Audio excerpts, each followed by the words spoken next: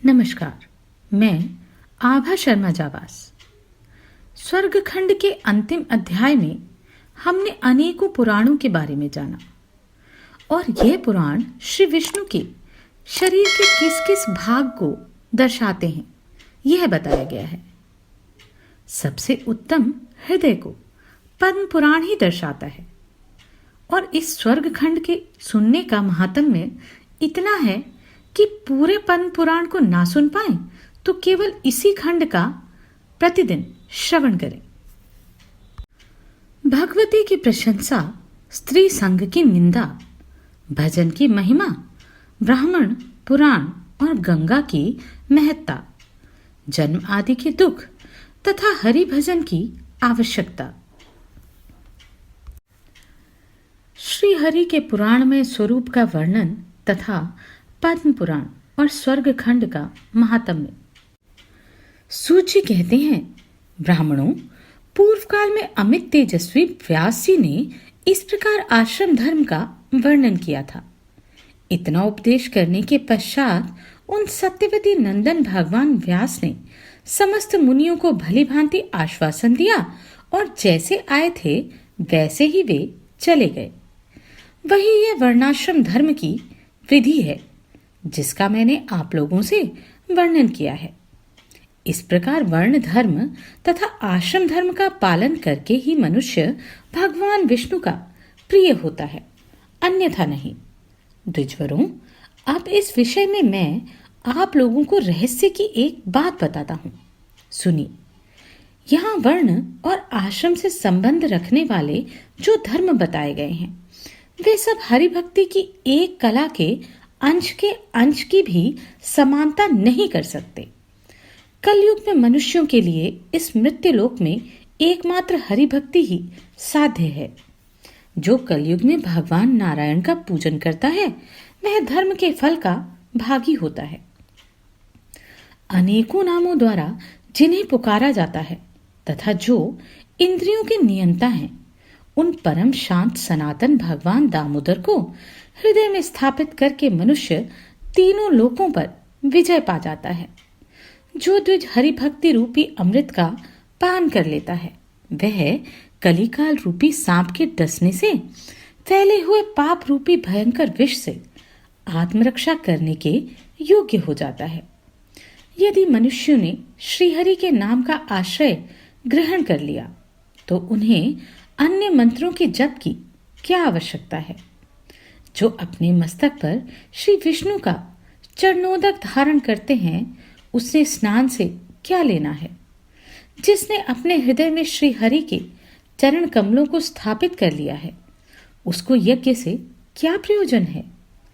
जिन्होंने सभा में भगवान की लीलाओं का वर्णन किया है उन्हें दान की क्या आवश्यकता है।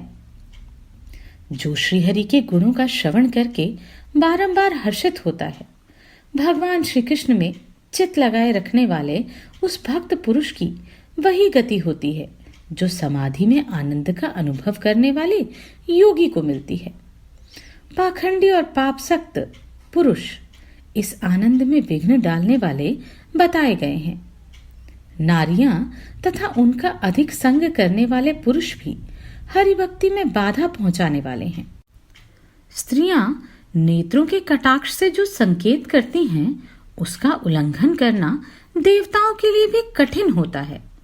जिसने उस पर विजय पाली है वही संसार में भगवान का भक्त कहलाता है। मुनि भी इस लोक में नारी के चरित्र पर लुभाकर मतवाले हो उठते हैं। ब्राह्मणों, जो लोग नारी की भक्ति का आश्रय लेते हैं उन्हें भगवान की भक्ति कैसे प्राप्त हो सकती है। द्विजों, बहुत सी राक्षसियां कामिनी का वेश धारण करके इस संसार में विचरती रहती हैं।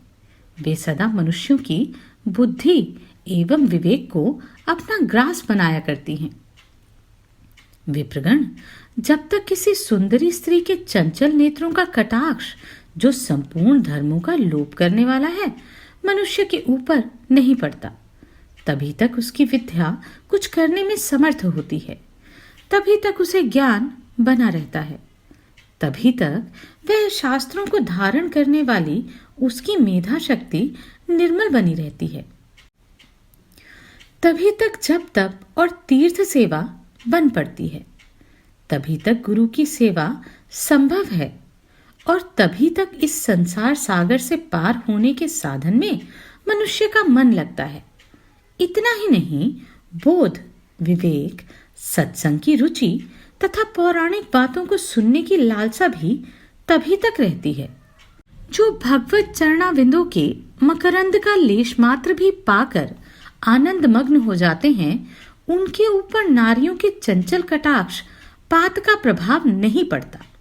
द्विजों, जिन्होंने प्रत्येक जन्म में भगवान ऋषिकेश का सेवन किया है, ब्राह्मणों को दान दिया है तथा अग्नि में हवन किया है, उन्हीं को उन विषयों की ओर से वैराग्य होता है। स्त्रियों में सौंदर्य नाम की वस्तु ही क्या है? पीप, मूत्र, विष्ठा, रक्त, त्वचा, मेदा, हड्डी और मज्जा, इन सब से युक्त जो ढांचा है उसी का नाम शरीर है। भला इसमें सौंदर्य कहाँ से आया? उपरोक्त वस्तुओं को पृथक पृथक करके यदि छू लिया जाए तो स्नान करके ही मनुष्य शुद्ध होता है, किंतु ब्राह्मणों, इन सभी वस्तुओं से युक्त जो अपवित्र शरीर है वह लोगों को सुंदर दिखाई देता है। अहो, यह मनुष्य की अत्यंत दुर्दशा है जो दुर्भाग्यवश घटित हुई है। पुरुष उभरे हुए कूचों से युक्त स्त्री में स्त्री बुद्धि करके प्रवृत्त होता है, किंतु कौन स्त्री है और कौन पुरुष, विचार करने पर कुछ भी सिद्ध नहीं होता। इसलिए साधी पुरुष को सब प्रकार से स्त्री के संग का परित्याग करना चाहिए। भला स्त्री का आश्रय लेकर कौन पुरुष इस पृथ्वी पर सिद्धि पा सकता है? कामिनी और उसका संग करने वाले पुरुष का संग भी त्याग देना चाहिए। उनके संग से रौरव नरक की प्राप्ति होती है। यह बात प्रत्यक्ष प्रतीत होती है। जो लोग अज्ञानवश स्त्रियों पर लुभाए रहते हैं, उन्हें देव ने ठग लिया है। नारी की योनि साक्षात नरक का कुंड है। कामी पुरुष को उसमें पकना पड़ता है, क्योंकि जिस भूमि से उसका आविर्भाव हुआ है वहीं वह फिर रमण करता है। अहो, जहां से मलजनित मूत्र और रज बहता है वही मनुष्य रमण करता है। उससे बढ़कर अपवित्र कौन होगा? वहां अत्यंत कष्ट है, फिर भी मनुष्य उसमें प्रवृत्त होता है। अहो, यह देव की कैसी विडंबना है। उस अपवित्र योनि में बारंबार रमण करता है। यह मनुष्यों की कितनी निर्लज्जता है।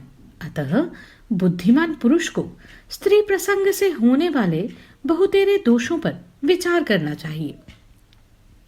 मैथुन से बल की हानि होती है और उससे उसको अत्यंत निद्रा और आलस्य आने लगता है। फिर नींद से बेसुध रहने वाले मनुष्य की आयु कम हो जाती है। इसलिए बुद्धिमान पुरुष को उचित है कि वह नारी को अपनी मृत्यु के समान समझे और मन को प्रयत्नपूर्वक भगवान गोविंद के चरण कमलों में लगावे। श्री गोविंद के चरणों की सेवा इहलोक और परलोक में भी सुख देने वाली है। इसे छोड़कर कौन महामूर्ख पुरुष स्त्री के चरणों का सेवन करेगा? भगवान जनार्दन के चरणों की सेवा मोक्ष प्रदान करने वाली है तथा स्त्रियों की योनि का सेवन योनि के ही संकट में डालने वाला है। योनि सेवा पुरुष को बार बार योनि में गिरना पड़ता है। यंत्र में कसे जाने वाले को जैसा कष्ट होता है, वैसी ही यातना उसे भी भोगनी पड़ती है, परंतु फिर भी वह योनि की ही अभिलाषा करता है। यह पुरुष की कैसी विडंबना है, इसे जानना चाहिए। मैं अपनी भुजाएं ऊपर उठाकर कहता हूं, मेरी उत्तम बात सुनो। श्री गोविंद में मन लगाओ, यातना देने वाली योनि में नहीं। जो स्त्री की आसक्ति छोड़कर विचरता है, वह मानव पग पग पर अश्वमेध यज्ञ का फल पाता है। यदि देवयोग से उत्तम कुल में उत्पन्न सती साध्वी स्त्री से मनुष्य का विवाह हो जाए, तो उससे पुत्र का जन्म होने के पश्चात फिर उसके साथ समागम ना करें। ऐसे पुरुष पर भगवान जगदीश्वर संतुष्ट होते हैं। इसमें तनिक भी संदेह नहीं है। धर्मज्ञ पुरुष स्त्री के संग को असत्संग कहते हैं। उसके रहते भगवान श्रीहरि में सदृढ़ भक्ति नहीं होती, इसलिए सब प्रकार के संगों का परित्याग करके भगवान की भक्ति ही करनी चाहिए। मेरे विचार से इस संसार में श्रीहरि की भक्ति दुर्लभ है। जिसकी भगवान में भक्ति होती है वह मनुष्य निसंदेह कृतार्थ हो जाता है। उसी क्रम का अनुष्ठान करना चाहिए जिससे भगवान प्रसन्न हो। भगवान के संतुष्ट और तृप्त होने पर संपूर्ण जगत संतुष्ट एवं तृप्त होता है। श्री हरि की भक्ति के बिना मनुष्यों का जन्म व्यर्थ बताया गया है। जिनकी प्रसन्नता के लिए ब्रह्मा आदि देवता भी यजन करते हैं, उन आदि अंतरहित भगवान नारायण का भजन कौन नहीं करेगा। जो अपने हृदय में श्री जनार्दन के युगल चरणों की स्थापना करता है, उसकी माता परम सौभाग्यशालिनी और पिता महापुण्यात्मा है।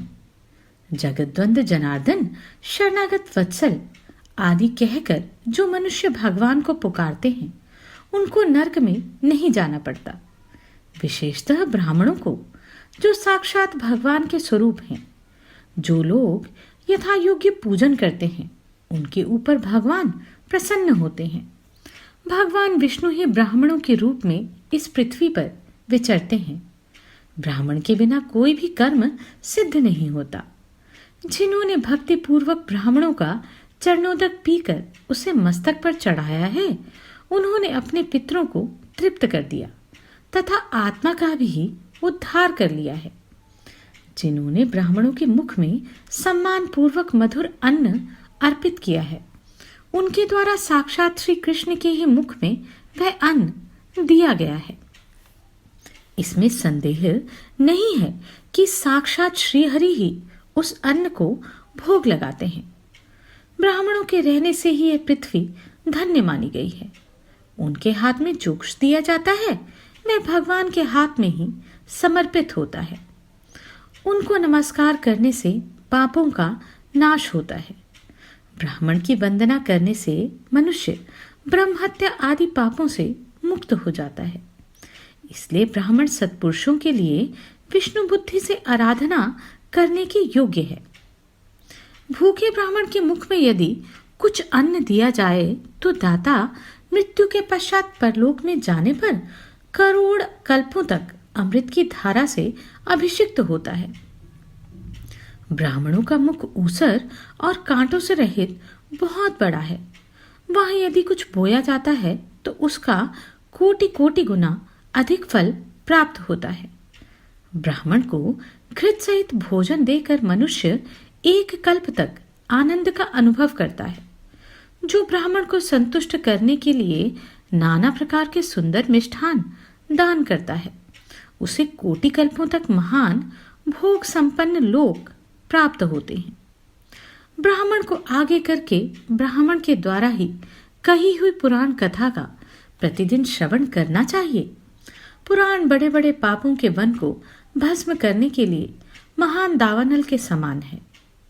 पुराण सब तीर्थों की अपेक्षा श्रेष्ठ तीर्थ बताया जाता है, जिसके चतुर्थांश का श्रवण करने से श्रीहरि प्रसन्न हो जाते हैं।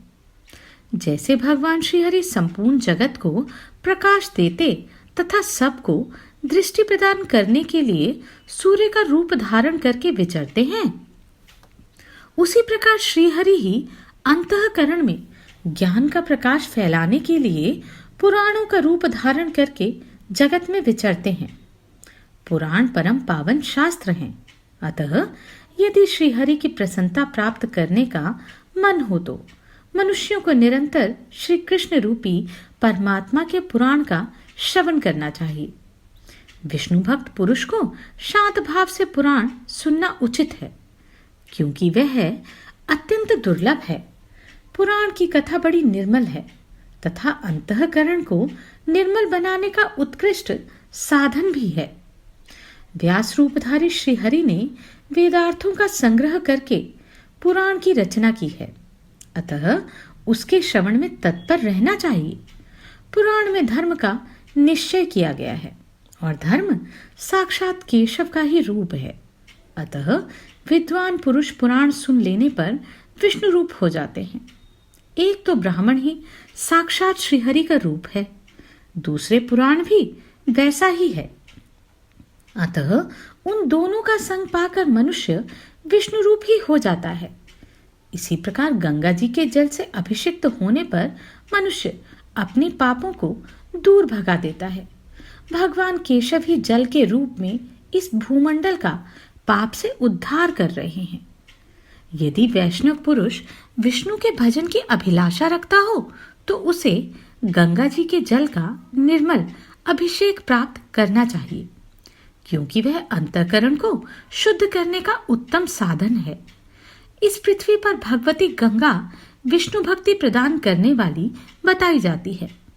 लोगों का उद्धार करने वाली गंगा वास्तव में श्री विष्णु का ही स्वरूप है। ब्राह्मणों में, पुराणों में, गंगा में, गौयों में तथा पीपल के वृक्ष में नारायण बुद्धि करके मनुष्य को उनके प्रति निष्काम भक्ति करनी चाहिए। तत्वज्ञ पुरुषों ने इन्हें विष्णु का प्रत्येक स्वरूप निश्चित किया है। अतः विष्णु भक्ति की अभिलाषा रखने वाले पुरुषों को सदा इनकी पूजा करनी चाहिए। विष्णु में भक्ति किए बिना मनुष्य का जन्म निष्फल बताया गया है। कलिकाल ही जिसके भीतर जल राशि है, जो पाप ग्रहों में भरा हुआ है, विषयासक्ति ही जिसके भंवर है, दुर्बोध ही फेन का काम करता है। महादृष्ट रूपी सर्पों के कारण जो अत्यंत भयानक प्रतीत होता है, उस दुस्तर भवसागर को हरिभक्ति की नौका पर बैठे हुए मनुष्य सहज ही पार कर लेते हैं। इसलिए लोगों को हरिभक्ति की सिद्धि के लिए प्रयत्न करना चाहिए। लोग बुरी बुरी बातों को सुनने में क्या सुख पाते हैं, जो अद्भुत लीलाओं वाले श्री हरि की लीला कथा में आसक्त नहीं होते।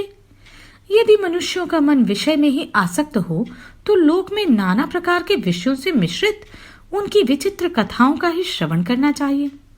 द्विजों, यदि निर्वाण में ही मन रमता हो तो भी भगवत कथाओं को सुनना उचित है। उन्हें अवहेलना पूर्वक सुनने पर भी श्रीहरि संतुष्ट हो जाते हैं। भक्त वत्सल भगवान ऋषिकेश यद्यपि निष्क्रिय हैं, तथापि उन्हें श्रवण की इच्छा वाले भक्तों का हित करने के लिए नाना प्रकार की लीलाएं की, जो 100 वाजपेय आदि कर्म तथा 10,000 राजसूय यज्ञों के अनुष्ठान से भी भगवान उतनी सुगमता से नहीं मिलते, जितनी सुगमता से वे भक्ति के द्वारा प्राप्त होते हैं। जो हृदय से सेवन करने योग्य संतों के द्वारा बारंबार सेवित तथा भवसागर से पार होने के लिए सार वस्तु हैं, श्री हरि के उन चरणों का आश्रय लो। रे विषय लोलुप परमारो, अरे निष्ठुर मनुष्य, क्यों स्वयं अपने आप को रौरव नर्क में गिरा रहे हो? यदि तुम अनायास ही दुखों के पार जाना चाहते हो तो गोविंद के चारों चरणों का सेवन किए बिना नहीं जा सकोगे। भगवान श्री कृष्ण के युगल चरण मोक्ष के हेतु हैं, उनका भजन करो। मनुष्य कहाँ से आया है और कहाँ पुनः उसे जाना है, इस बात का विचार करके बुद्धिमान पुरुष धर्म का संग्रह करें। क्योंकि नाना प्रकार के नरकों में गिरने के पश्चात यदि पुनः उत्थान होता है, तभी मनुष्य का जन्म मिलता है। वहां उसे गर्भवास का अत्यंत दुखदायी कष्ट तो भोगना ही पड़ता है। द्विजों, फिर कर्मवश जीव यदि इस पृथ्वी पर जन्म लेता है तो बाल्यावस्था आदि के अनेक दोषों से उसे पीड़ा सहनी पड़ती है। फिर युवावस्था में पहुंचने पर यदि दरिद्रता हुई तो उससे बहुत कष्ट होता है। भारी रोग से तथा अनावृष्टि आदि आपत्तियों से भी कलेश उठाना पड़ता है। वृद्धावस्था में मन के इधर उधर भटकने से जो कष्ट उसे प्राप्त होता है, उसका वर्णन नहीं हो सकता। तदनंतर व्याधि के कारण समयानुसार मनुष्य की मृत्यु हो जाती है। संसार में मृत्यु से बढ़कर दूसरे किसी दुख का अनुभव नहीं होता। तत्पश्चात जीव अपने कर्मवश यमलोक में पीड़ा भोगता है। वहां अत्यंत दारुण यातना भोग कर फिर संसार में जन्म लेता है। इस प्रकार वह बारंबार जन्मता और मरता तथा मरता और जन्मता रहता है। जिसने भगवान गोविंद के चरणों की आराधना नहीं की है, उसी की ऐसी दशा होती है। गोविंद के चरणों की आराधना न करने वाले मनुष्य की बिना कष्ट की मृत्यु नहीं होती तथा बिना कष्ट के उसे जीवन भी नहीं मिलता। यदि घर में धन हो तो उसे रखने से क्या फल हुआ? जिस समय यमराज के दूत आकर जीव को खींचते हैं, उस समय धन क्या उसके पीछे पीछे जाता है? अतः ब्राह्मणों के सत्कार में लगाया हुआ धन ही सब प्रकार के सुख देने वाला है। दान स्वर्ग की सीढ़ी है। दान सब पापों का नाश करने वाला है। गोविंद का भक्ति पूर्वक किया हुआ भजन महान पुण्य की वृद्धि करने वाला है। यदि मनुष्य में बल हो तो उसे व्यर्थ ही नष्ट ना करें। आलस्य छोड़कर भगवान के सामने नृत्य करें और गीत गाएं। मनुष्य के पास जो कुछ हो उसे भगवान श्री कृष्ण को समर्पित कर दे। श्री कृष्ण की समर्पित की हुई वस्तु कल्याणदायिनी होती है और किसी को दी हुई वस्तु केवल दुख देने वाली होती है। नेत्रों से श्रीहरि की ही प्रतिमा आदि का दर्शन तथा कानों से श्री कृष्ण के गुण और नामों का ही अहर्निश श्रवण करें। विद्वान पुरुषों को अपनी जीवा से श्रीहरि के चरणोदक का आस्वादन करना चाहिए। नासिका से श्री गोविंद के चरणार बिंदुओं पर चढ़े हुए श्री तुलसी दल को सूंघ कर त्वचा से हरि भक्त का स्पर्श करें तथा मन से भगवान के चरणों का ध्यान करके जीव कृतार्थ हो जाता है। इसमें अन्यथा विचार करने की आवश्यकता नहीं है। विद्वान पुरुष भगवान में ही मन लगाएं और हृदय में उन्हीं की भावना रखें। ऐसा करने वाला मनुष्य अंत में भगवान को ही प्राप्त होता है। इसमें कुछ विचार करने की आवश्यकता नहीं है। जो मन से भी निरंतर चिंतन करने पर भक्त को अपना पद प्रदान कर देते हैं, उन आदि अंतरहित भगवान नारायण का कौन मनुष्य सेवन नहीं करेगा? जो श्री विष्णु के चरणाबिंदों में निरंतर चित्त लगाए रहते हैं, भगवान की प्रसन्नता के लिए अपनी शक्ति के अनुसार दान किया करते हैं तथा उन्हीं के युगल चरणों में प्रणाम करते हैं, मन लगाते और अनुराग रखते हैं, वह इस मनुष्य लोक में निश्चय ही पूज्य भाव को प्राप्त होते हैं। सूत जी कहते हैं, ब्राह्मणों, इस प्रकार संसार में जिनकी महिमा समस्त लोकों का उद्धार करने वाली है, उन नाना रूपधारी परमेश्वर विष्णु का एक विग्रह पुराण भी है। पुराणों में पद्म पुराण का बहुत बड़ा महत्व है। ब्रह्म पुराण श्रीहरि का मस्तक है, पद्म पुराण हृदय है, विष्णु पुराण उनकी दाहिनी भुजा है, शिव पुराण उन महेश्वर की बाईं भुजा है। श्रीमद् भागवत को भगवान का उरु युगल कहा गया है। नारदीय पुराण नाभि है, मार्कंडेय पुराण दाहिना तथा अग्नि पुराण बायां चरण है। भविष्य पुराण महात्मा श्री विष्णु का दाहिना घुटना है। ब्रह्म वैवर्त पुराण को बायां घुटना बताया गया है। लिंग पुराण दाहिना और वराह पुराण बायां गुल्फ अर्थात घुट्टी है। स्कंद पुराण रोए तथा वामन पुराण त्वचा माना गया है। कुर्म पुराण को पीठ तथा मत्स्य पुराण को मेधा कहा जाता है। गरुड़ पुराण मज्जा बताया गया है और ब्रह्मांड पुराण को अस्थि अर्थात हड्डी कहते हैं। इसी प्रकार पुराण विग्रहधारी सर्वव्यापक श्री हरि का आविर्भाव हुआ है। उनके हृदय स्थान में पद्म पुराण है, जिसे सुनकर मनुष्य अमृत पद मोक्ष सुख का उपभोग करता है। यह पद्म पुराण साक्षात भगवान श्री हरि का ही स्वरूप है। इसके एक अध्याय का भी पाठ करके मनुष्य सब पापों से मुक्त हो जाता है। स्वर्ग खंड का श्रवण करके महापात की मनुष्य भी कींचुल से छूटे हुए सर्प की भांति समस्त पापों से मुक्त हो जाते हैं। कितना ही बड़ा दुराचारी सब धर्मों से बहिष्कृत क्यों ना हो, स्वर्ग खंड का श्रवण करके वह पवित्र हो जाता है। इसमें तनिक भी संदेह नहीं है। द्विजों, समस्त पुराणों को सुनकर मनुष्य जिस फल को प्राप्त करता है वह सब केवल पद्म पुराण को सुनकर ही प्राप्त कर लेता है। कैसी अद्भुत महिमा है! समूचे पद्म पुराण को सुनने से जिस फल की प्राप्ति होती है वही फल मनुष्य केवल स्वर्ग खंड को सुनकर प्राप्त कर लेता है। माघ मास में मनुष्य प्रतिदिन प्रयाग में स्नान करके जैसे पाप से मुक्त हो जाता है, उसी प्रकार इस स्वर्ग खंड के श्रवण से भी वह पापों से छुटकारा पा जाता है। जिस पुरुष ने भरी सभा में इस स्वर्ग खंड को सुना और सुनाया है, उसने मानो समूची पृथ्वी दान में दे दी है।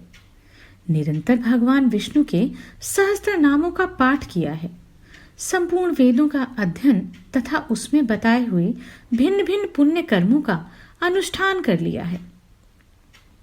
बहुत से अध्यापकों को वृत्ति देकर पढ़ाने के कार्य में लगाया है। भयभीत मनुष्यों को अभयदान किया है।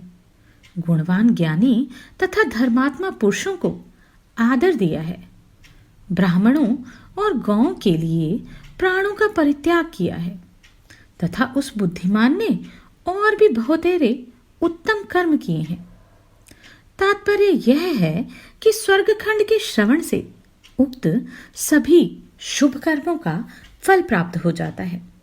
स्वर्ग खंड का पाठ करने से मनुष्य को नाना प्रकार के भोग प्राप्त होते हैं तथा वे तेजो में शरीर धारण करके ब्रह्मलोक में जाता है और वहीं ज्ञान पाकर मोक्ष को प्राप्त होता है। बुद्धिमान मनुष्य उत्तम पुरुषों के साथ निवास, उत्तम तीर्थ में स्नान, उत्तम वार्तालाप तथा उत्तम शास्त्र का श्रवण करे। उन शास्त्रों में पद्म पुराण महाशास्त्र है। यह संपूर्ण वेदों का फल देने वाला है। इसमें भी स्वर्ग खंड महान पुण्य का फल प्रदान करने वाला है। ओ संसार के मनुष्यों, मेरी बात सुनो। गोविंद को भजो और एकमात्र देवेश्वर विष्णु को प्रणाम करो। यदि कामना की उत्ताल तरंगों को सुखपूर्वक पार करना चाहते हो तो एकमात्र हरि नाम का, जिसकी कहीं तुलना नहीं है, उच्चारण करो। स्वर्ग खंड की समाप्ति।